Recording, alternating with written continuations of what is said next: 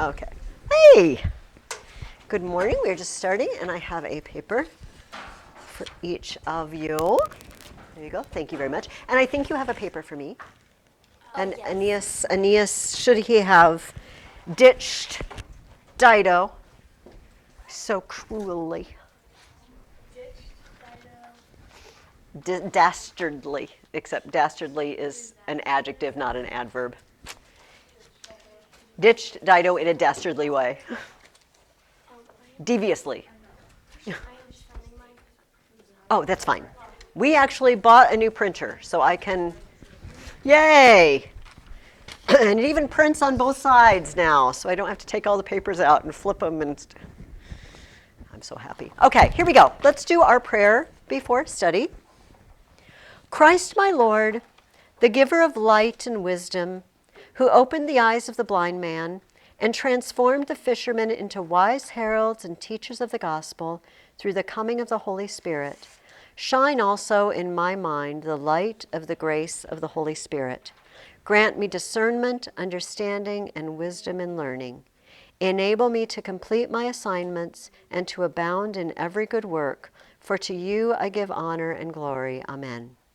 Most blessed Lord, send the grace of your Holy Spirit on me to strengthen me, that I may learn well the subject I am about to study, and by it become a better person, for your glory, the comfort of my family, and the benefit of your church and our nation. Amen. Beautiful, beautiful. I would like to mix it up a little bit today, and we're going to talk about the Aeneid first. And then we'll talk about our Dorothy Mills reading later. Because the Dorothy Mills reading was maybe not the most riveting of occurrences, talking about how they ruled Italy and Roman government and things. But I really want us to know a lot about the Aeneid. The Aeneid is probably the most important poem for the Romans, even though the time we're reading about in history, it hadn't been written yet. But this is who they said they were, right? This is who they came from. This was their history. And it's really an amazing poem. I'm working through it in Latin now. I'm in book 3. And I read a little bit every day, and then I reread. And it's just beautiful. It's beautiful to read it, what Virgil wrote.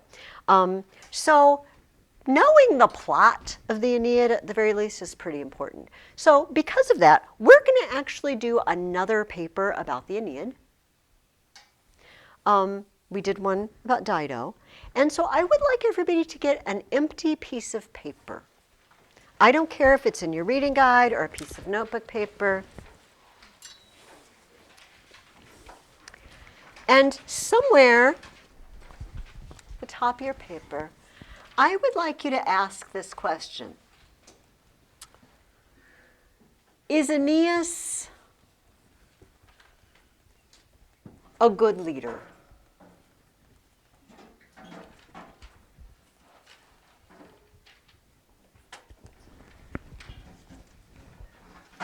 And I'm going to ask you to argue one side or another. But I'm not going to ask you to just argue it without talking about it for a while. And we kind of need to talk about a few things before we can answer a question like this.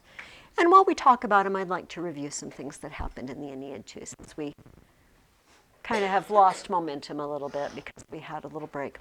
So here's a question for you. I feel like there's a couple of questions we need to ask and answer before we can talk about this at all. Can somebody think of a basic question? If somebody asked you this, there's a couple of things you need to address or figure out before you can even give an answer. What's something we need to know? That he was Trojan? Perhaps, but something more foundational than that. If I asked you, let me give you an example. If I asked you, does Domino's have good pizza? Okay, you say, but what needs to be answered before you can answer that question? What kind of pizza do you like? what kind of pizza do you like? What does good pizza mean to you? Because some people like a Frank's pizza sort of greasy thing going on, and some people it needs to be like deep dish or Chicago style or whatever. Some people are partial to Godfather's. Some people really like Happy Joe's because that red sauce is kind of sweet on a Happy Joe's pizza, right? So I can't. Is that a good pizza? Then the question is, well, what do you mean by good? What do you think a good pizza is? Now, there's something else we might need to answer. What is a pizza? But I feel like probably we know the answer to that question. I feel like we know what a pizza is. So that said, what are a couple of things we need to answer if we say, is Aeneas a good leader?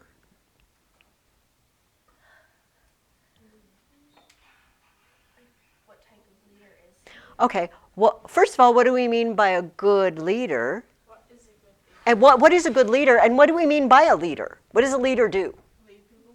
That seems easy, but, like Jesus was a leader, but he said he came to be the servant of all. You see? Like it's a role model. Okay, so, we're off and running. So here's what we're going to do. Here's what we're going to do today. Instead of making a yes, no, because you guys can do that.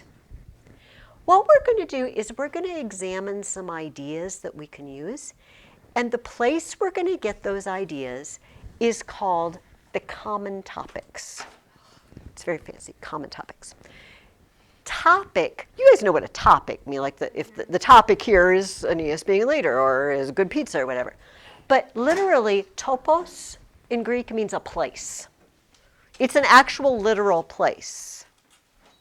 And so a topic is a place you go in your mind to get information. And the common ones are the places you can go for any question. It works for any question. Because, some questions, like did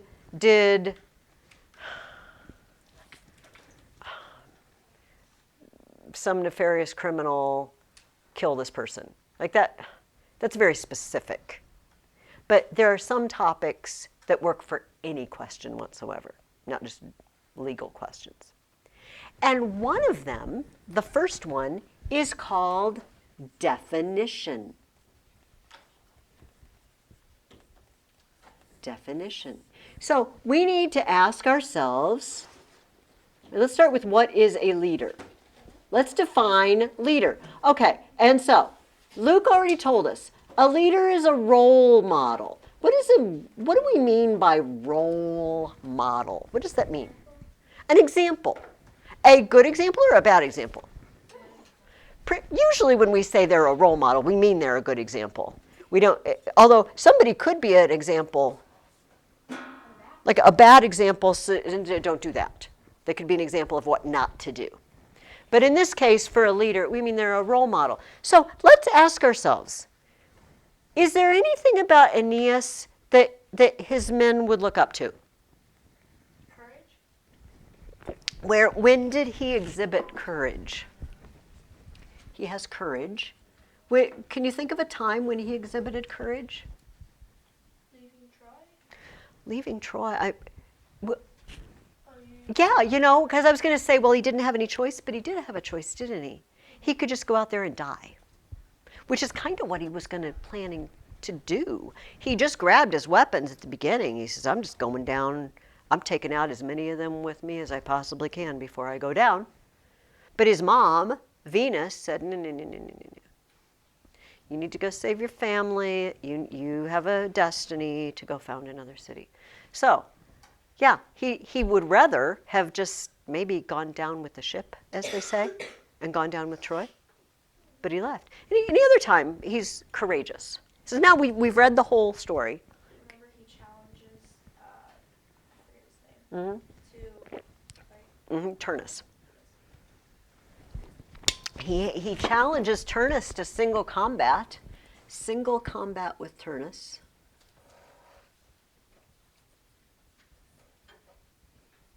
So he definitely showed courage. What else? So a leader is a role model.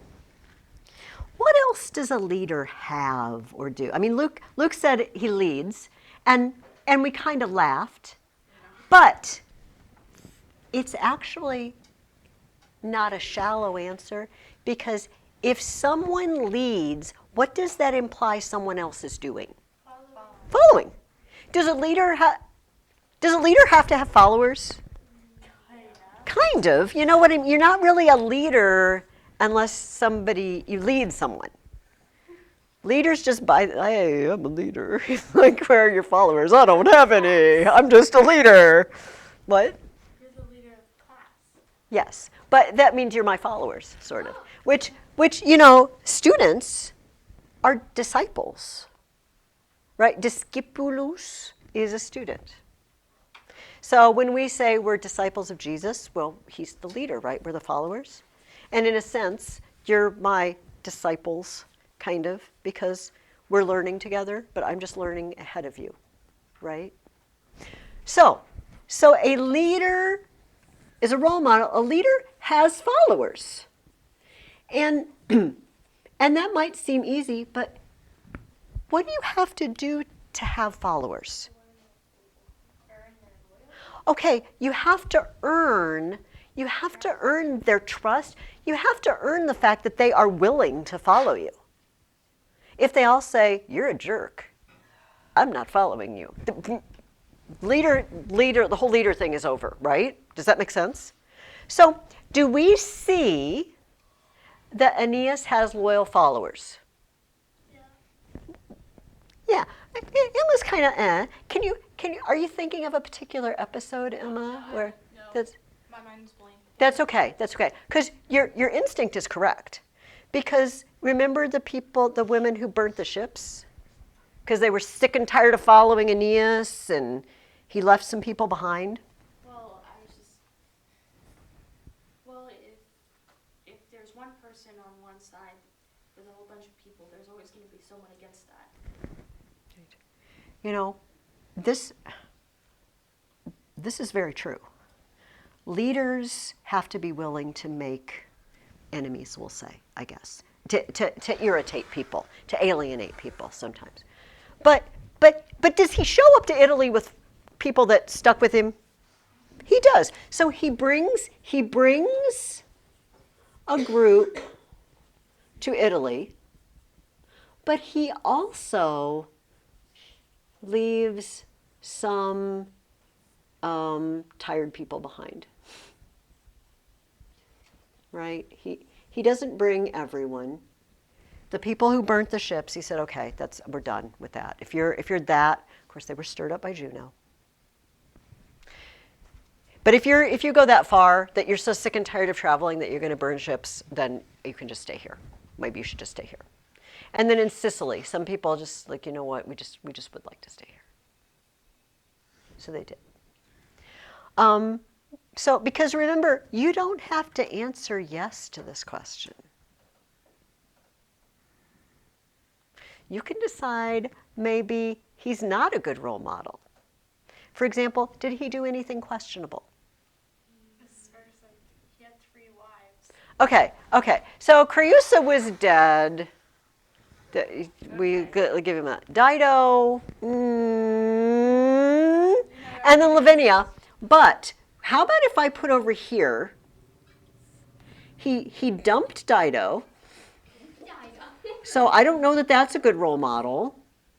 And he did a lot of complaining early on. I don't know if you remember, he was standing on the ship in the storm. He was like, oh, I'm going to die in the ocean, and I hate it, it's terrible, and I'm so cold, and I wish I was just dead at Troy. Well, like, okay, that's... Die in the ocean at the hands of Poseidon. Nobody wants to die at the hands of Poseidon. So, was he a role model? And does he have followers? Yes, but he also leaves some behind. There are people who is like, no, I'm not following him. So this is what is a leader. So what is, Maybe he's a good leader who let them stay behind because he didn't make them follow. So that takes us to what do you mean by good? Yes. So maybe a good leader understands his people. He understands what they need and what they want. He understands they need to leave Troy. They can't stay there. He understands, like Evelyn said, that tired people need to stay behind because they're just going to make everybody else weak, right? You've got to have a strong core. Does this make sense what I'm doing here? I'm just asking you. Basically this is all me just asking my brain over and over. What does a leader do?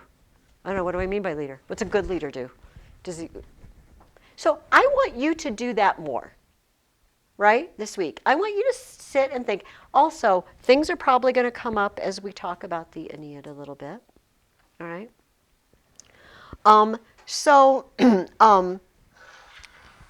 This is the first common topic we can explore. Here's another one. It is comparison. It's kind of obvious what comparison is, right? We're going to compare Aeneas with other leaders, with other people. Let's start by comparing him with Latinus, with King Latinus. Is King Latinus a good leader? Let's remind ourselves of who King Latinus is. King Latinus is the king in Italy who was told, you have to give your daughter to a foreigner. And did he listen to the gods? Yeah, kind of yes and no, right? Right? So he already lost my pen. He listened to the gods, but then he didn't do it right away. Right? He just sort of drug his heels. Initially, it's like, yeah, Aeneas, hey, shake hands on it, great. And then his wife comes, and Turnus comes. He's like, oh, yeah, well, I don't know. What do you want to do about that? And he just doesn't seem very decisive. In fact, I don't know if this is in your book. Can you think of something? Maybe. Don't leaders also have to make quick decisions? Yes. Waffling and being wishy-washy is not helpful. So I don't remember. I don't think I'm going to be able to find it. Make quick decisions, but they also have to think through the decisions before acting on the spur of the moment. Mm-hmm. Those two combined together in a healthy way is a good quality for a leader. Absolutely. When you have a bunch of followers, you need to corral. Mm-hmm. You need to think about what's going to happen if I do this, but you can't think about it forever. Right? You have to be decisive. So, actually, let me see if I can find this. Okay, there's the prophecy. Is he the son-in-law? Okay, plots of Juno. She stirs up everybody. Okay, well, I don't know. This is pretty close to the poem, but let me read this. When the battle was over, for the Trojans, being more used to war, soon drove the Latins back. This is the battle they had after they killed that deer, the pet deer. Do you remember? I know. The shepherds carried the two dead men, Almo and Galisus, to the city, and cried for vengeance to the gods and to the king. And none cried louder and more fiercely than Turnus. Why, said he, do you put the Trojans before me? And all the rest of the people said the same thing, crying out, send away these Trojans. Let us have our own people to rule over us. As for the king, this is Latinus, he stood firm. Firm as a great rock in the sea. The waves break over it, and the seaweed is dashed against it, but it is not heaved from its place. At last he said, O foolish Latins, you will pay for this madness with your lives. And no one, O Turnus, will suffer worse things than you. And when you would cry to the gods for help, they will not hear you. As for me, I shall soon be at rest in the grave. And if I have but little honor at my funeral, what matters it? What? What? He says he's the king.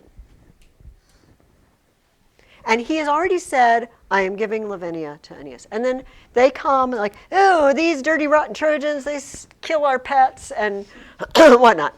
And Latina says, well, you're going to regret this. I think you're doing a bad thing. But as for me, what's it matter? I'm going to die soon anyway.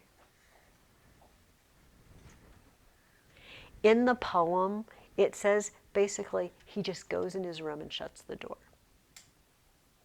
It's like, whatever. And he just lets it happen. I don't like that. So, let's think about this. He didn't do it right away. He didn't stick to his decision. He just didn't stick to it. And he seems to know what's going to happen. Like that, this is all going to blow up in your faces if you go to war with these people. He seems to understand this, but he just doesn't do anything. He doesn't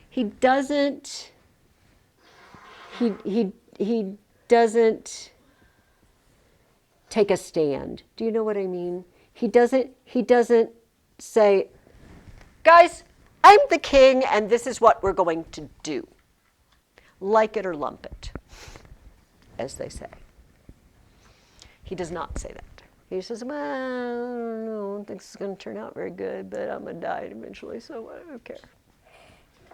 So if I compare him with King Latinus, then I have to ask myself, does Aeneas make decisions and stand firm? Can you think of a decision that Aeneas made? It's like, we're doing this, by golly, and he stuck with it. He decided that he was leaving Troy?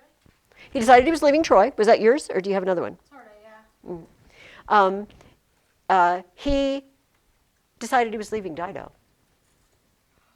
However, I'll read your papers and I'll see how everybody feels about this. But he did it, right? Mercury comes and says, Jupiter says, leave. What are you doing in your purple robe and building someone else's city? Hit the road. And he just instantly is like, guys, pack the ships. We're leaving. You're seriously going to retell these stories. So that's not bad. Okay, let's compare him. This is a guy you might not remember, but I want to read some stuff about him. Let's compare him with King Mezentius. And you're like, who in the world is King Mezentius? I am so glad you asked, because we're going to talk about him if I find my Aeneid book. I have it. I've got it. Here we go. I have some flags, so and highlights. Okay, so who is Mezentius? Mezentius is a guy who was a local king, and everyone hated him. Everyone hated him because he was really, really, really mean to his people. And apparently I did not... Oh, okay, here we go. And now King Mezentius came to help the Latins. Wicked as he was, there was no braver man or better fighter in the land. Neither the Trojans nor the Tuscans could stand up to him. He slew Mimas, a Trojan. There's a whole list of people he killed. We're just going to skip over that. Orodes cried as he lay dying, whoever you are, your end is near. But the king laughed, for he was one who neither feared God nor regarded man. But now Aeneas saw the king and made haste to meet him. And the king, on the other hand, did not draw back. Let others pray to the gods, he said. Not Aeneas, Mezentius said this. Let others pray to the gods. My gods are my right hand and my spear. Do the gods like it when you talk about him that way? Oh, no. You never say those things. All right. And he says he threw the spear at Aeneas, but it didn't go through the shield. Now, I'm going to condense here.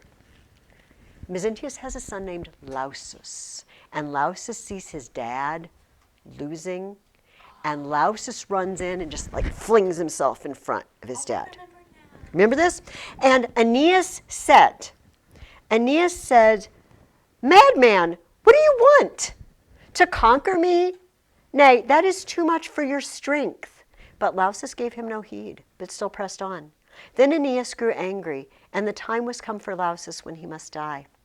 One blow with his sword did Aeneas give him. It cut the shield in two, broke through the coat of mail, and laid him dead upon the plain. Aeneas was sorry to see him lie dead. What can I do for you, noble boy? He said. You had great pleasure in your arms. Keep them. I will not take them. Mezentius, then, when he finds out that his son has been killed, basically because his son was protecting him, Mezentius just says to his horse, old buddy horse, we've seen a lot of stuff together. We've been in a lot of battles. Let's do it one more time. We're going in there. We're not coming back. We got nothing to live for. And it was kind of like a suicide mission, but he just went into the battle. This is the moment I like Mezentius suddenly. He's just a great guy, but not normally. So what did we learn about Mezentius? Is he pious? No. King Mezentius doesn't care about the gods. He's mean. He's mean, and his people hate him. This isn't really talked about in this version, but in the poem, it says that he's in the habit of like torturing his people, and he's really not a nice guy at all. And so he doesn't care about the gods. He's mean, his people hate him. How about Aeneas? Does Aeneas care about the gods? Oh, totally. Yeah. I mean, he's changing, he's patterning his whole life because the gods told him to do something. Would Aeneas ever say, do you think Aeneas would ever say, my gods are my right hand and my spear? I do not think Aeneas. An inch, maybe. I don't know. Everyone gets cocky sometimes. Everybody gets cocky sometimes. But Well, probably would be the one to regret it if that happened. I think so. And is Aeneas mean? Do his people hate him? No. I mean, they got tired of traveling, but they didn't hate him. They just said, this whole trip kind of stinks, and I'm so over it. But they didn't say, Aeneas is a terrible person, and he's mean to us all. In fact, do you remember when they landed on the coast of Africa from the storm, the first thing Aeneas does is go out with his friend and goes hunting because everybody's hungry. And he brings deer back to the camp to feed everybody. He goes out by himself with just a friend to scout out, where are we? Can we get any help? Okay. Now let's compare him with one other person. Let's compare Aeneas with Turnus. Remember, Turnus is the guy who said things like, those dirty, rotten Trojans just go around stealing women. And Paris went out, They ain't wrong. and they're not wrong. Paris went out and stole Helen. Now this dude's here, and he's going to steal Lavinia. I'm so done with these Trojan women stealers. And then he said to Aeneas, hey, ye shouldn't have left Troy, because you came to Italy and you found a new Achilles here, maybe. Maybe, and maybe not, because what did Aeneas's mom get for him? Armor. Super duper god armor, right? Awesome super armor made by Vulcan. Who else? Who in the Trojan War got god armor? Achilles. So Turnus is like, hey, I'm the new Achilles you're going to fight. Oh, Turnus, who's got the god armor? Not you. Maybe Turnus shouldn't decide which one is Achilles until he thinks it over a little bit. Okay, so Turnus, let's cut him some slack. Because why does he act all wacky? Why is he so vehemently opposed to Aeneas? He thought that he was going to marry. Okay, yes. He's disappointed, but there is an actual something happened to him. The snake episode, right? Do you remember Alecto, the Fury? Juno called up the Fury, and she has these creepy snake things that aren't really physically real, but I don't know. And she flings them at you, and they burrow into your heart or your chest and set you on fire, and not literally but figuratively, and make you angry and whacked out. And so this happened to Turnus. It also happened to Lavinia's mom, Amata, who ends up killing herself because she thinks Turnus is dead. As soon as she thinks Turnus is dead, it's like, oh, it's done. We're done. And she just kills herself. Because she's not normal. Just like Dido also is not. Well, Apollo was love and not Electo for Dido. Yes. Oh, yes. I can't really tell which one is worse. You know what? Many people have thought this. Emma said she's not sure if being stirred up by Cupid is worse or stirred up by Electo is worse. And yeah, that is debatable. Okay, so Turnus. Let's talk about some things that Turnus does. We already said that Turnus says, hey, I'm the new Achilles. What do we call doing that sort of thing? Bragging. He's a braggart. That is the braggart. That's our new word of the day, a braggart. He is someone who brags. I'm not gonna know what that means. It means very haughty and proud to be a braggart. You can just put he brags if you don't like braggart. Okay, boastful is also good. So he brags. Does Aeneas spend a lot of time bragging? No. As a matter of fact, somebody mentioned earlier his single combat with Turnus when he's very brave. Listen to what Aeneas says.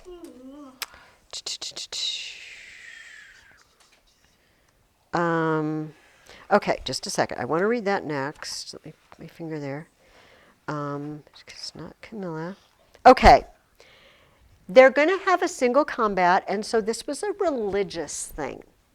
So Latinus comes out, and they give sacrifices to the gods, and the idea is we're making a treaty here, and no one will attack the other side while this is going on, and we will abide by whoever wins. And it's a religious ceremony. So Latinus comes out, and he makes a sacrifice, and it says, Aeneas laid his hand upon the altar and swore, if this day the victory shall fall to Turnus, the Trojans shall go to the city of Evander and shall trouble this land no more. If Turnus wins, we're out of here. We won't bother you anymore. But if the gods shall give victory to me, then things shall be thus ordered. The Latins shall not serve the Trojans. The two nations shall be equal. King Latinus shall still be king even as he is today. Aeneas says, if you win, we're gone. We won't bother you anymore. If I win, we're not enslaving you and subjugating you. We're going to become one people, and we're going to let King Latinus keep being king. Does that sound like somebody who is boastful and bragging and grabbing power? No. Turnus grabs power, doesn't he? The minute he sees an opportunity to be in charge of an army and go against the Trojans, he grabs it. And Aeneas says, no, we're not going to live that way. If I win, it's cool. You'll keep living the way you live. And we're just going to become one people together. And someday we're going to be the Romans, But he doesn't know that yet. Because we don't know Romulus yet, his descendant, Romulus. Does that make sense to you guys? Mm-hmm. Whereas Turnus, can you imagine what Turnus would say? We don't hear. But if Turnus went to the altar, he's like, you know what? If I win, I'm taking all of you guys out. You're all going down. I don't feel like he would say, if we win, we will nicely give you this little corner of our land to live in if you promise to stay there. No, he wouldn't do that. What do you think? I'm not sure if it's specifically a good quality for a leader or a person. Mm-hmm.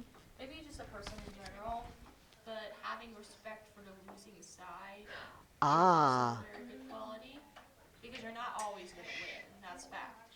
Shh, ladies, shh, shh. Let's hear what Emma had to say. Yeah, respect for the losing side, for the other side. It's good form, isn't it? Like we'd say, it's good. It's sportsmanlike It's good sportsmanship to not kick people when they're down. You know, when there's tennis matches, you know, like Wimbledon or whatever, you ever notice they run to the net and they shake hands over the net after the game? Because it's good form. You know, if you have a baseball teams or something like that, often the two teams go through, you know, and they say, good game, good game, good game.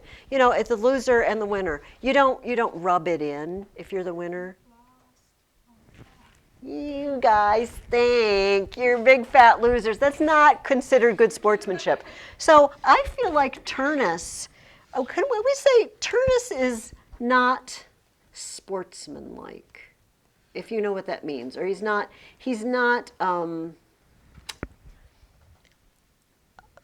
merciful. And I want to look at a particular glowing moment when we see not merciful. It is at the very end of the poem. So, but I got to tell you this about something Turnus did first. You might remember, and if you don't, I will remind you, that when Aeneas needed help, the gods told him to go up the river and visit the guy named Evander, King Evander. And it turns out Evander is living in the place that's going to be where Rome is going to be eventually, but no one knows it yet. And he visits Evander, and Evander says, I will help you. I believe in you. It's very odd because Evander, we're told, is from Arcadia, which is in Greece. Evander is Greek. And you know, the Greeks and the Trojans don't. But this guy said, you know, the gods told me I should help you. And he said, I'm kind of old. I'm not much of a fighter anymore, so I'm not going to go out with you. But my son Pallas, he's just at the right age to learn fighting and war, and he can go with you with some of our younger men, and you can teach him, okay? So Pallas is in the battle, and he runs into Turnus. At once, he left the place where he was fighting, Turnus. As he drove his chariot through the ranks of the enemy, he cried, "Leave Pallas to me. He is mine. Let no one presume to meddle with him." Now, Pallas is a young man. Turnus is in his full strength. Kind of like Aeneas is in his full strength, but Mezentius' son Lausus was a boy. And Aeneas said to Lausus, I read this just a minute ago, look, why are you coming against me? Like, this isn't a fair fight. I don't want to fight you. You need to go fight someone of your own strength level. But Lausus wouldn't give it up because he was so concerned for his dad, right? And he's like, okay, I warned you. I don't even want this fight. And then do you remember what he said to him after he died? He said, you've got great armor. What was Aeneas going to do with it? He said to Lausus' dead body, I see how much you loved your armor, so I'm just going to leave it. I'm not stripping, which was a legitimate thing to do. I win, I get your stuff. It works that way. But he's like, no. You can go home to your dad with you. That's how he treated Lausus, okay? So now remember, we got the same thing. Turnus is meeting a young boy, Pallas. But he doesn't say, oh, Pallas, you're a little young for this fight. He's like, Pallas is mine. I'm taking him down. And so Pallas prays to Hercules. He says, maybe I am overbold, says young Pallas, to meet so great a chief. Yet if it may be, help me to lay that proud warrior level with the ground and to spoil him of his arms. Hercules heard the prayer where he sat on his throne in heaven, and it grieved him to the heart that he could not help. But Jupiter said, my son, the days of man are but short, and each has his appointed time. But the brave man lives after death by the praise which men give to noble deeds. This youth must die, but he shall not be forgotten. And for Turnus too, the day of death is near. So, they fight. Turnus kills Pallas, and then listen. Then Turnus stood over the dead man and said, men of Arcadia, take this message to your king. I send him back his palace. Let him bury his son with all honor. That I do not grudge him. But it has cost him dear that he had Aeneas as his guest. So saying, he put his foot upon the body and dragged from it the belt, a wonderful work, heavy with figures wrought in gold. Does he leave him with his armor? Oh, I like that. I'm taking it. And it says, before many days had passed, he would wish he had never taken it. Aeneas says, oh, Lausus, keep your stuff, because you were awesome. Turnus says, I'm taking that. And so, at the very end of the poem, finally, Aeneas versus Turnus.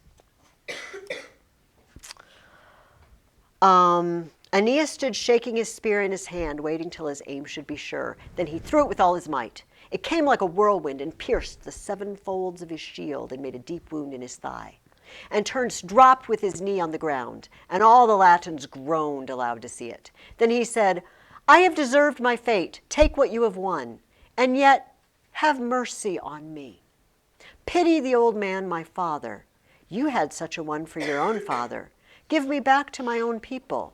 They've seen me beaten. They see me beg my life from you. Lavinia is yours, therefore spare my life. And Aeneas stood in doubt. He might have spared him, but that his eye fell on the belt of Pallas. Then he cried with a dreadful voice, Shall I spare you when you wear the spoils of my friend? Not so. Take this. It is Pallas slays you. And he drove his spear into his breast. So the spirit of Turnus passed into the darkness. And that's the end of the poem. This is a little epilogue, and it tells you more. That's where the Aeneid ends. And his spirit hurtled down into the underworld. The end. Yay! So, Turnus has no mercy on Pallas, right? So he doesn't receive mercy. But I'm going to put a little question mark here. Should Aeneas have spared Turnus? See, here's the thing. You might say, no, Turnus is a dirty, rotten scoundrel, and he was terrible. But here's the code, guys. When you beat someone in battle and they beg for their life, you give it. You keep them and you ransom them or something. You just keep them, and then their family pays you money and you give them back. That's sort of the code. And it says Aeneas is in doubt. It's like, yeah, okay, he's beaten, he's down. Don't kick people when they're down. Not sportsmanlike. But then he sees that belt, and he's like, stabbing you. Take that. This is from Pallas. And that's the end. It's kind of like we're not quite sure. What does Virgil want us to think? Did Aeneas do a really good thing? Or did Aeneas do a bad thing? Maybe he wasn't sure. Do you remember I told you that Virgil, when he was dying, he asked them to burn it? He said, when I'm dead, burn the Aeneid. And of course, Augustus showed up and said, oh, no, don't burn it. And so it's not quite done. Like, what I mean by that is, in some lines, the meter, the rhythm, isn't finished and perfect. And so we kind of think he was still in the process of editing. So is that where he wanted it to end? Some people think Virgil made snarky remarks about the fact that Rome ruled the world, but they left a lot of carnage behind. So that Aeneas doesn't always come out smelling like a rose, as they say. The whole Dido episode is just awful. And then the guy begging for his life, who's down. Like, no, I'm killing you. The end. And then you wonder, Virgil, what do you think of that? I don't know. Nobody knows. People write books about this. Like, was Virgil a fan of Rome, or was Virgil quietly criticizing what it cost Rome? You have like the death toll, Yeah, go ahead. Palace might have been for his life too, and Turnus was See, Turnus wasn't going to spare him. So, I mean, this is just something for you to think about, okay? While you're thinking about, is Aeneas a good leader? All right, let's move on to another topic. We could make that, should Aeneas spare Turnus, we could make that like a whole persuasive paper by itself. You know what? It could. And you know what? If you feel strongly about it, you could do that. Like, I would not have a problem with you tweaking the assignment. But this is the general. This would have more info, maybe. Okay, may I erase this? Have you copied everything? Okay, because I just need more space, is all. Okay, so let's look at another thing we can do. Remember, these are places to go in your brain to get information. One is define your terms. What do we mean by a leader? What do we mean by a good leader? Another is compare them to other people. Like, is he a good leader compared to Mezentius? Is he a good leader compared to Latinus? Okay, here's another one. Relationship. This might sound like comparison, but it's a little bit different. It means what are the results of his leadership? In other words, how is it related to the other things that happen in the story? That's the relationship. What are the results? Okay, so how does this story end? What are the results? What is the end result of Aeneas' leadership? The Trojans, fill in the blank. The Trojans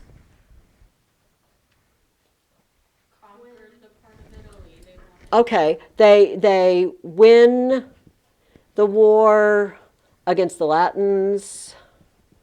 They conquer Italy. He gets Lavinia. And someday there will be Rome. That's a good And he kind of knows this because, you know, the gods have said, oh, is there going to be this town someday? What did you say, Emma? I'm sorry. Someday there will be Rome. That's like a good album cover name. Someday. That would make a very good album. You could like fall out I- with it's- a cover album. I was going to say, it sounds like a heavy metal. Someday that would be Rome. I can see the. Okay, so these are some of the results of his leadership. Are these good results? Sorta, kinda, maybe. Yeah, I mean, that's good for the Trojans. At least they've got a new home. They obeyed the gods, right? They accomplished what the gods wanted them to do. So that's good. Are there any bad results? A lot of people died. Okay. On the flip side, lots of death. And I will highlight Dido, the whole Dido episode. By the way, I don't think this is in this particular version that you read, but in the poem, the Aeneid, when Aeneas goes to the underworld, you know, to visit his dad, and his dad shows him all the future Romans and everything, he sees Dido. Oh no. Oh, yes. And so he's walking, and here's what she does. She's just, because the Greeks didn't have an idea, and the Romans, of the underworld in general being a very pleasant place. It wasn't hell, it just was boring. Unless you were in the Elysian fields, like Anchises is in a good paradise sort of place. But for the vast majority of the dead, it was just sort of, you're the shade wandering around, and it's just kind of boring. That's the underworld. So Dido was just kind of wandering around, and he's like, "Oh, you died? Was that the fire that I saw when I was leaving Carthage? Oh, I'm so sorry." And she doesn't talk to him. She just doesn't look at him. He's like, "Dido, don't you want to talk to me?" And then she just goes over with her dead husband, Sychaeus, that her brother had murdered back in Tyre, and she had run away to found Carthage. And she just puts her hand with her dead husband. It's like, she just turns his back. I love it. And Aeneas is like, what? She's, Get it. whatever. So we have lots of death. including Dido, including Queen Amata, who kills herself, and Turnus, who, you know what? If things had been different, Turnus might have been a really good ally if they could have gotten along. So Aeneas' leadership led to lots of arguing and death and war. It led to war, right? Aeneas' leadership led them to war. So I don't know. But this is for you to decide. Is that good leadership or is it unavoidable? You know? Is it just, sometimes there are consequences that we can't do anything about when we live out our path. Like Don't you know. said before, you go on one side, there's always going to be people on the arguing the other side, and some people might be strongly about their opinions. This is true. It's true. Okay.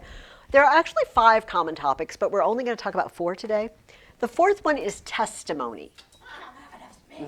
I know. You can get another piece of paper. Just turn the page. Testimony is exactly what it sounds like. What do other people say about this character? Can you think of someone who thinks Aeneas is amazing? Who could you interview? Tell me about Aeneas. And they're like, oh, Aeneas is wonderful. He's the greatest guy ever. Who would say that? Who loves Aeneas? Okay, so let's put a, these people love him. These people hate him. Okay. So his son loves him. How do the gods feel about Aeneas in general? Which god? Yeah, It depends. most of them. Good. Okay, what's the one who would make that face? Juno. Juno. She hates him. Also, possibly, although we don't hear about it, possibly Athena, because she also did not get the apple. But she doesn't really come into the Aeneid. So his son loves him. The other gods love him, especially his mom, Venus, right? How do how does what does Evander think of him? When he goes to him and asks for help and Evander sends his son Pallas with him, does Evander think he's thumbs up? Yeah. Evander says he's a great guy. I want to be his ally. But what does Turnus think of him? This guy is stealing another Turnus says he's a dirty, rotten woman stealer. This is Turnus's opinion. So here's what you can do. Ask yourself, what would other characters say about Aeneas? Would they say, hey, fabulous, or boom, thumbs down on Aeneas? Of course, which one is Dido going to be? She's a little bit in the gray area. Oh, yeah. For a while, but at the end, he is a nasty, nasty guy. So here's what I want you to do this week. Now, I told you earlier, I'm going to ask you to bring me this paper 2 weeks from today. I was going to have you write it over break because I want you to think about it. Also, because we're going to start a new book, but we're really not going to read enough of the new book to legitimately know enough to write a paper on a topic, so we're going to kind of get into the next book. So what you need to do is answer the question. Think about all these things we've talked about. Go back and think about how else would you define a good leader? Who else might have something positive or negative to say about Aeneas? Who else could you compare him to? Okay? And then I want you to come up with, is he a good leader or not? And I want you to pick 3 reasons. You guys know how this works. And I need each reason to have 3 supports. Aeneas is a good leader because boom. And then give me examples. Aeneas is a good leader because of boom. Right. Okay, yes. Do we need an introduction and We are going to do an introduction to conclusion, but you don't really have, I mean, you could include that in your outline. Your goal this week is to make an outline, is to come up with these reasons. You could also jot down what you might want to include in your introduction or conclusion. But after you write this part, that's pretty easy. And then next week, I will remind you what goes in an introduction to conclusion. What am I looking for? You know, the simile and, you know, and all the things we're putting in it. I would like you to try to remember to bring me your outline. I'm not going to take it because then you can't write your paper. But I'm going to come around the room and look at it to make sure everybody's got some solid information, okay? And I can't do that if you don't bring it. So after you make your outline, go and stick it in your notebook, right? Stick it in one of the pockets or stick it in your bag that you bring or whatever so you don't forget it. Yes? Like an introduction? Yes, yes. Except that you don't have to include that in the outline. Guys, I said just a minute ago, pretty much the introduction writes itself, you know, but you could jot down, like these are the things, this is the backstory. You can kind of use the same one you used for the Dido paper, you know. There's a poem called the Aeneid, and these things happen in it. Also, if we wait a week before you write the paper, you have a chance for me to read the paper you just gave me and give you feedback.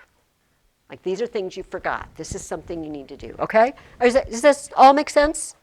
Okay, so before we move away from the Aeneid and onto our history, I wanted to show you a couple of pictures I brought in. This is a painting. It's called The Fight Between Aeneas and King Turnus. It is from the year 1700. And we have Aeneas standing over Turnus. Right at that moment that he's seeing the belt of Pallas, which I don't really see in this painting. And I think that the spooky figures are the gods. And also remember, Turnus has a nymph, his sister named Juturna. His sister is not mortal. I'm not sure how that happened, but anyway. And so this is the moment. And it's just really interesting to me that in the year 1700, somebody's like, you know what? It'd be an awesome painting. Aeneas killing Turnus. Great. Great. Is that Turnus's horse? Yeah, apparently. It's a pretty awesome horse. The angle that it's in, you know, it would be. That's the belt, that gold. Maybe so. And he's got the sword in his hand. He's take that from Pallas. This painting is from 1790, and it is. I'm not going to come around because you can kind of see this one better. This is Virgil, and he's got a scroll on his lap, and he's reading the rough draft of the Aeneid to Augustus, and Augustus's wife Livia, and Augustus's sister Octavia. And you might say, why is Octavia passing out? Here's why. And actually, the artist didn't make up this story. This is a story, a Roman historian, he says this happened, that Virgil came and he was reading the part where Aeneas went to the underworld. And his dad, Anchises, was showing him all these future Romans. And he says, see, this is going to be Julius Caesar, and this is going to be Cato and everything. And he says, and bring handfuls of lilies, because this one is Marcellus. And Marcellus was a young Roman man who was good-looking and talented and competent, and everybody thought he's going to be the next emperor after Augustus. And then he died young. Octavia was his mom. It was Augustus's nephew.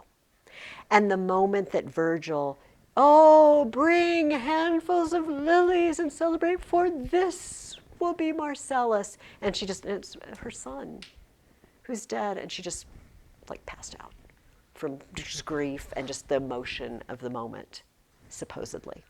Wait, I don't know if this really happened or not. so he was already dead, or he was already Yeah, no, he was already dead. That's why Virgil put it in the, you know, in the poem, it makes it sound like Anchises is a prophet, and he's saying, all these things are going to happen, but they'd already happened when Virgil was writing. So Marcellus was already dead.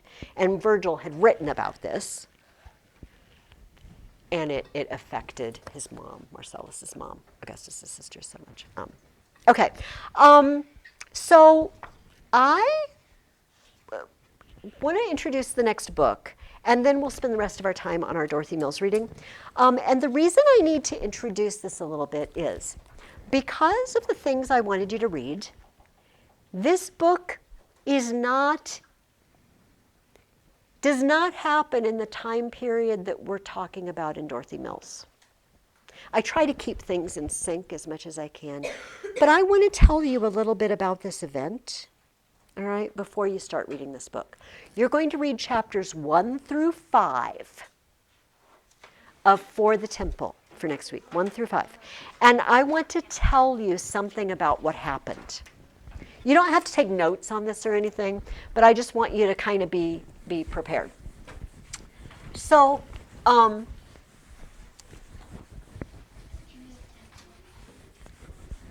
after Jesus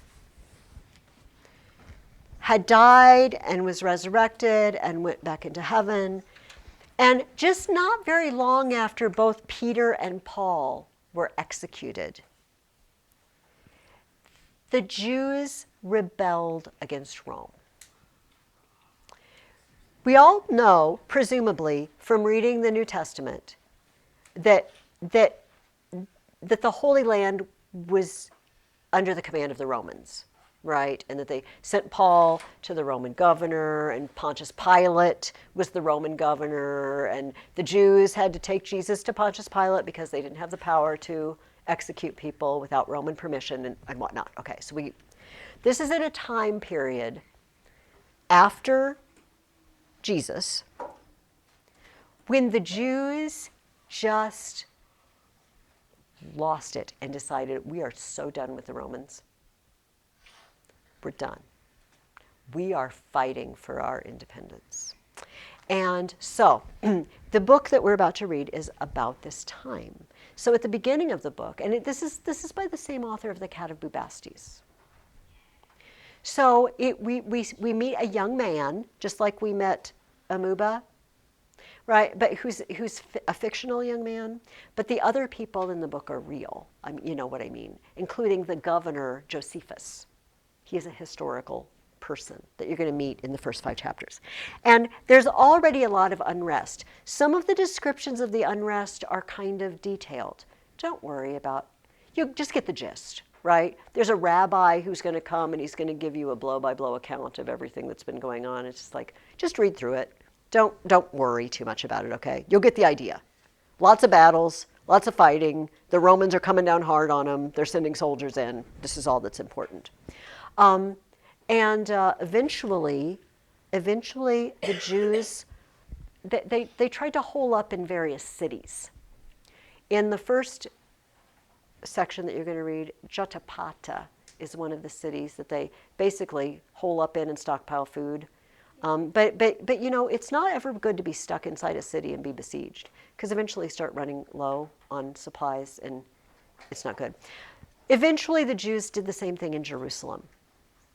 They holed up in Jerusalem, and the Roman emperor sent Vespasian, a general, and his son Titus to go deal with them.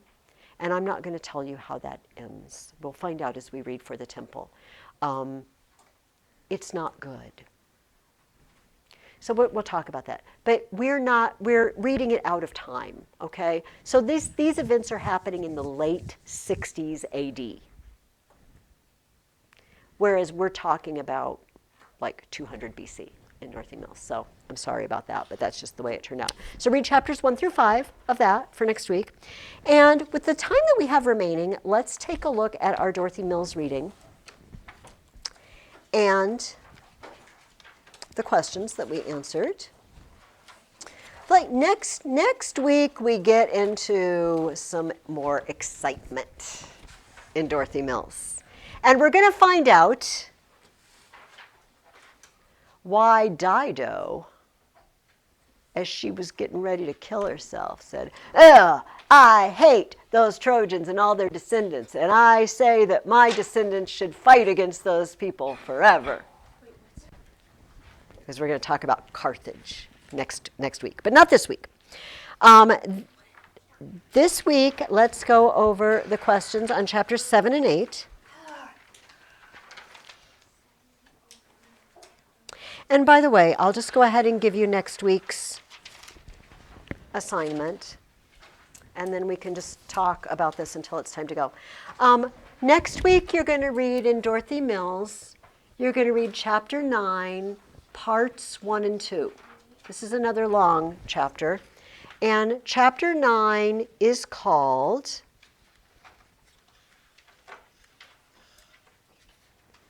The Struggle Between Rome and Carthage.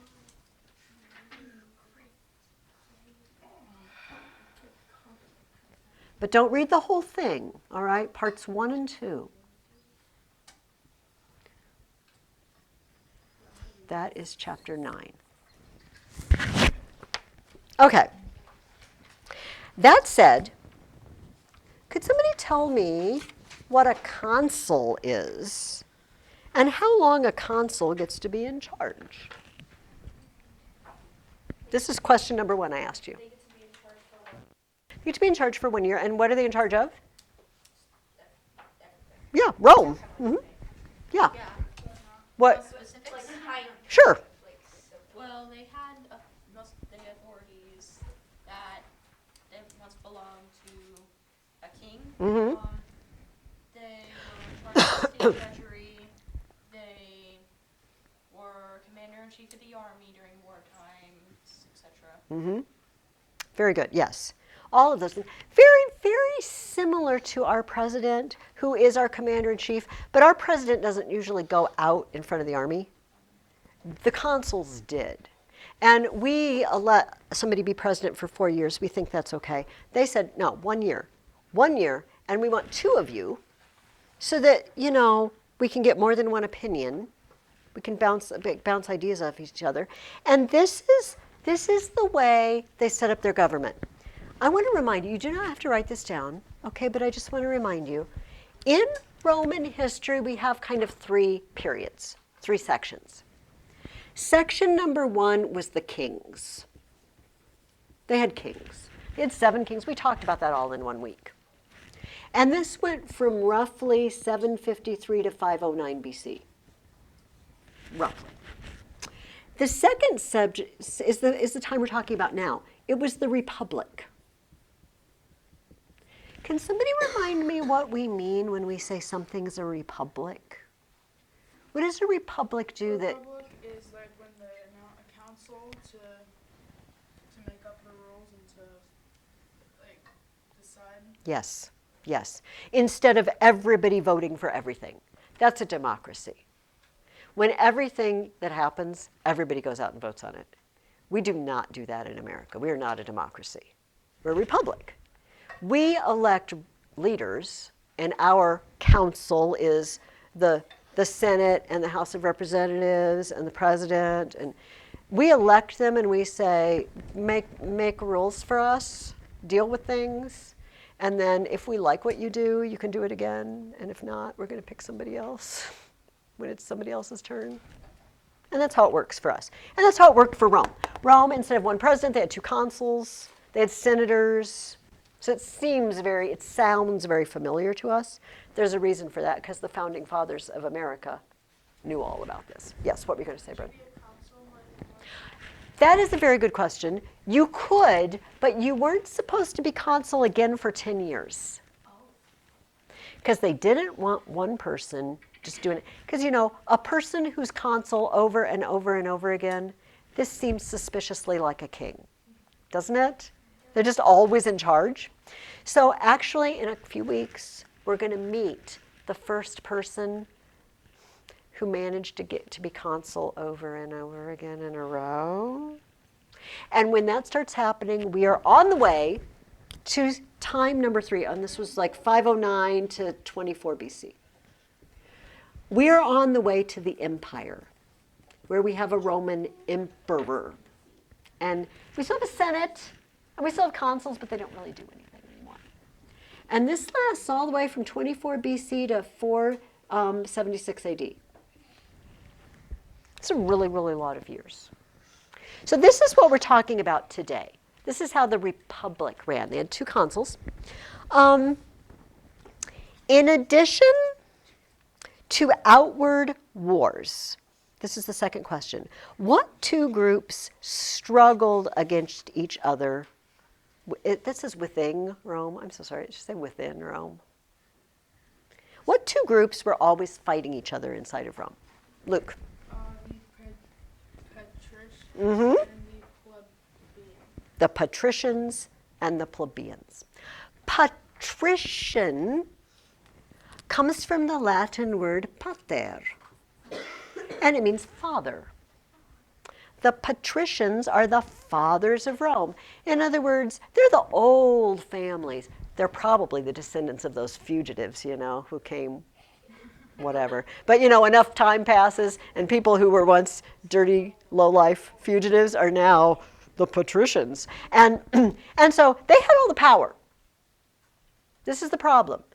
Consuls were always patricians, and senators were always patricians. They're always patricians. The other group, the plebeians, were everybody else. It didn't necessarily mean you were poor if you were a plebeian.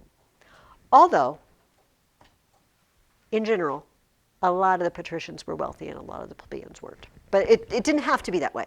They just weren't from the old, established, noble families. So here's what happened. We've been reading about all these wars, right? Rome, the chapter we just read was called How Rome Conquered Italy or something like that. Okay. And so they're fighting all the time. And here's how it works. You go to the forum, and they've got a table set up. And everybody comes, all the Romans come, and they sign up for the season of war. You put your name down. Okay, so who are you? Yeah, okay, all right. You got enough money to provide your own horse? You got enough money to provide your own armor? What do you need? Okay, great, put you down. And the idea is, okay, you're signed up for war until the consul says we're done for the season, you can go home. You've signed up, and you have to obey till he says we're done. And usually they didn't fight in the winter, right? Everybody went home. So this is how it worked. But if you're not fighting in the winter, that means you're fighting when the weather is nice. And a lot of these people were farmers by occupation. And when do farmers do most of their work? In the summer when the weather's nice, not during the winter. In the nice season is when you need to be taking care of your farm. So they would sign up for war, and then they would be gone, and maybe their wives and their kids were trying to keep it together, and they'd come home and things aren't going very well. The crops were poor and everything because your family couldn't get everything done. And now you get poorer and poorer. But then the next season, the authorities set up the table again and say, everybody come sign up for the war. Like, dude, I need to stay home for a year and grow some food for my family and maybe take care of my cows and my sheep and sell them. So once, the story is that this old man, he's not really that old, he just looks really old, and he's limping through the forum, and he's poor, he's destitute. And he starts talking to people, and he pulls up his toga, and he's showing them all the scars he's gotten in wars for Rome. He's showing them his legs and everything. He's like, I'm all messed up because I fought for Rome. And you know what? I've been out fighting, and now I owe so much money because my farm is gone down the tubes that I'm being sold as a slave for debt after all I've done for Rome. And everybody crowds around this guy. Oh, this poor guy. You're right. Those patricians, they're terrible. They just use us and use us and use us, and they never give us back anything. So a bunch of the plebeians just decided, you know what? We are seceding from Rome. We're done. We're going to make our own city, our own country. And so they go to a hilltop nearby And you're just like, we're done with you. You patricians, you have fun with your wars. Good luck with that. We're done.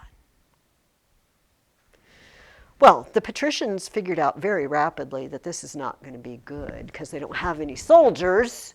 If the people won't sign up, they're like, we've got to do something. So they send this one patrician to go talk to them, and he's a pretty nice guy. He's got a rapport with them, we would say. They're listening. And he comes and he tells them a story. He says, look, once upon a time, the body got really tired of giving the stomach food all the time, and the stomach didn't do anything for the body. The stomach just sits there. The stomach doesn't do anything. It just sits there. And I work hard to make money and get food, and then I have to give the food to the stomach, and the stomach's just like, yeah, give me more food. And the body's tired trying to get food. And so one day, the body just said, you know what, we're so done with the stomach. Good luck, stomach. You live on your own, and we're not giving you any more food because you're just a slacker. And so, okay, so what happens next? If the body, they die, you start starving to death, right? So this story was made to illustrate that the patricians are like the stomach.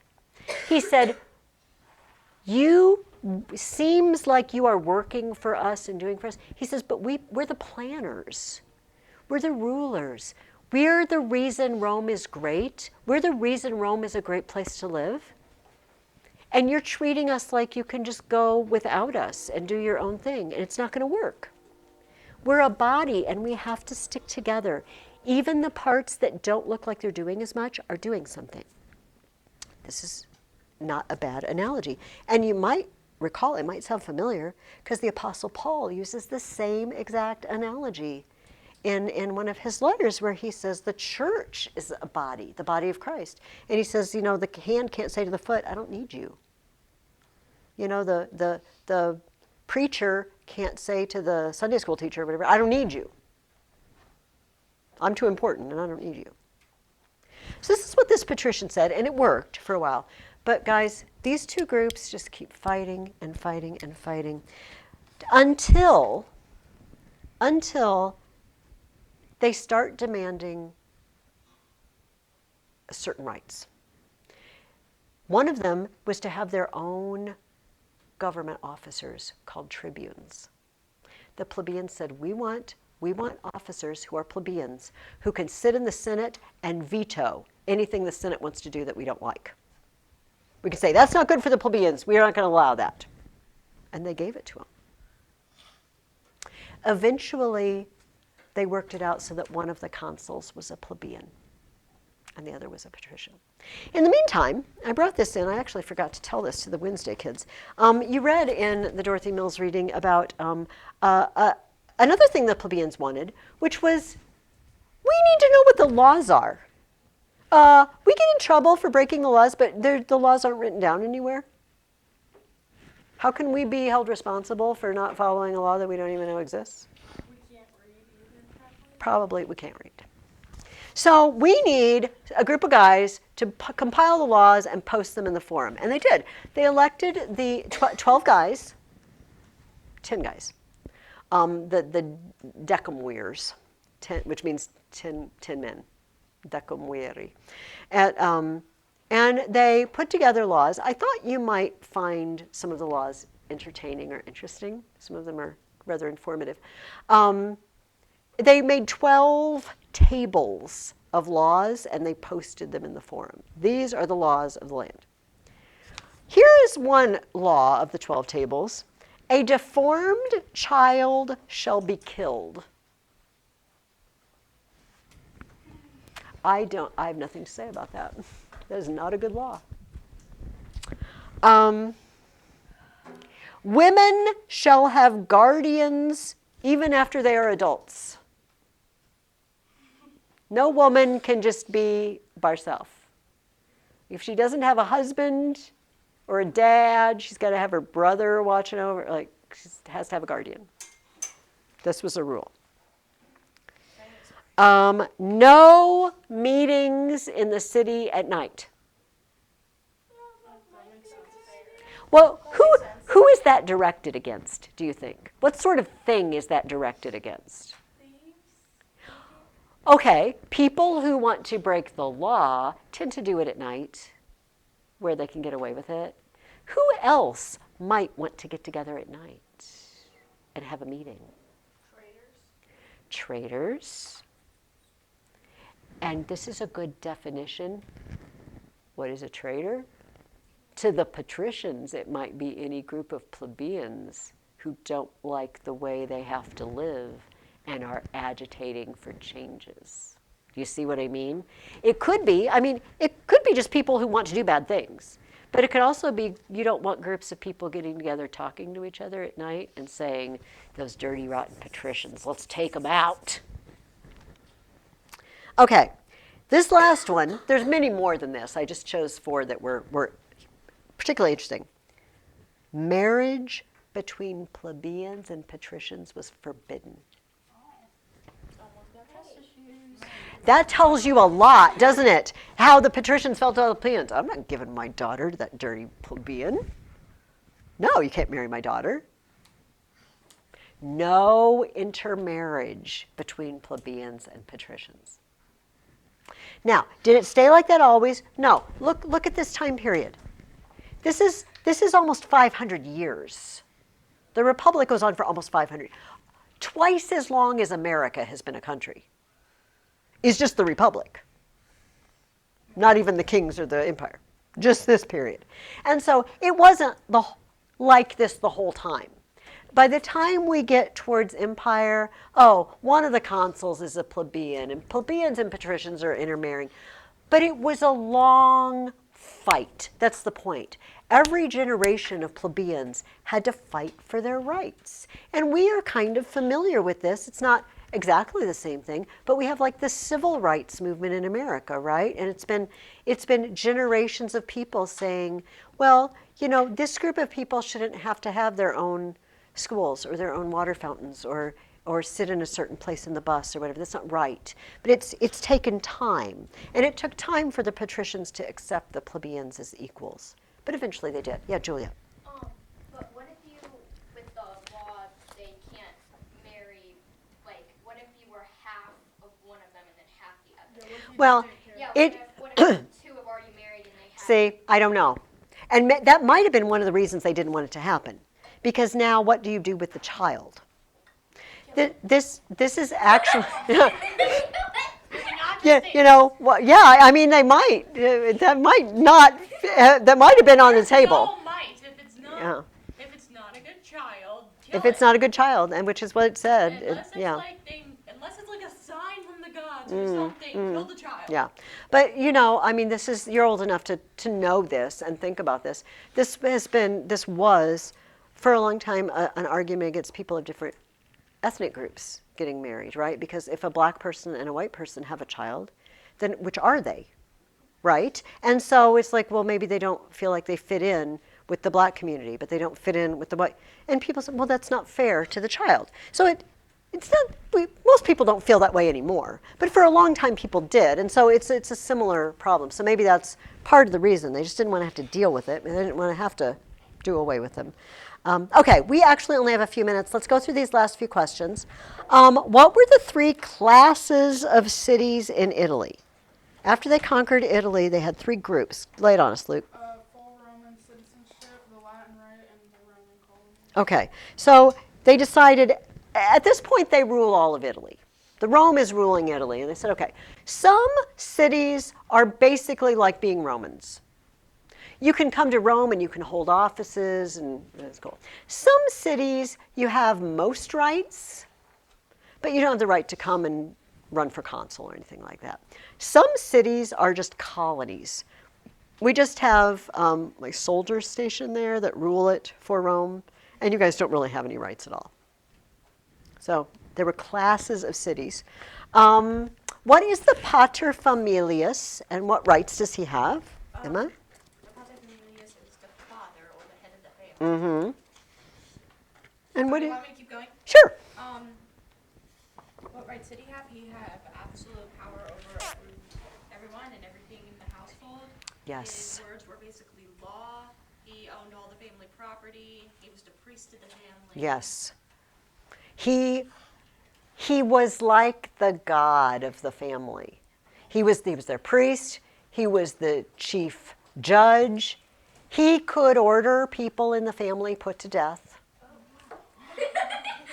Yeah, a Roman father could have his child put to death if they've got reason, you know. Oh, it was a lot. In Rome, families were really, really important, and the power of the father was really important. Okay, last question I asked you guys. You read a little bit about Roman religion, and I asked you if it seemed to you that Roman religion was more about changing your heart and being a better person, or did it seem more about performing certain ceremonies because that's what good citizens do? Which one seemed? I'd say Form and ceremony, definitely.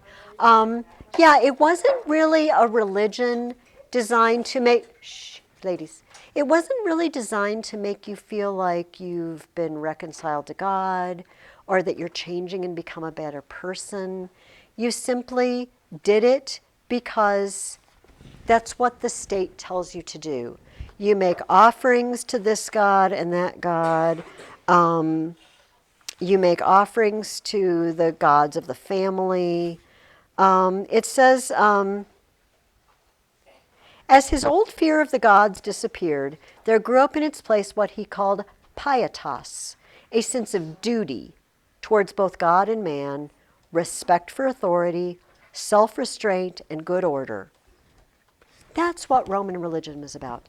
Now, eventually, there's groups of people, and they say, we don't like that. We feel like we want a personal relationship with the gods.